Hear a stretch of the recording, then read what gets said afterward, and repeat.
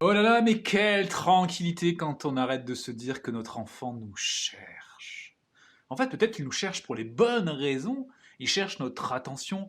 Il cherche justement à jouer avec nous. Il cherche des stimulations qu'on peut lui offrir. Effectivement, peut-être qu'il nous cherche, mais dans le sens positif. Le mieux est quand même de ne pas juger du tout et de ne pas considérer qu'un enfant nous cherche ou ne nous cherche pas. On va simplement considérer que ce qui le met en action, ce sont ses émotions, et derrière les émotions, nous avons les besoins. C'est tout, finalement, identifions ces besoins, et tout ira bien. Ce que je veux dire par là, c'est que le temps que nous allons passer à nous dire « il nous cherche », on ne le passera pas à rechercher les besoins.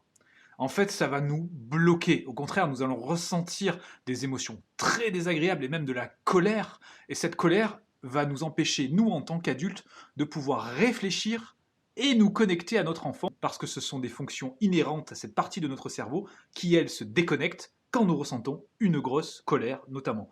D'où l'intérêt de s'entraîner à ne pas juger pour éviter de réveiller ces émotions désagréables qui sont tout de même utiles lorsque nous assistons à une scène et que nous ressentons une émotion désagréable. Cela en dit beaucoup sur nos propres besoins, certes, mais dès qu'on arrête de juger, on se rend compte également que nos pensées ne déclenchent plus autant d'émotions désagréables et on gagne en temps de sérénité et en temps de réflexion pour trouver des solutions.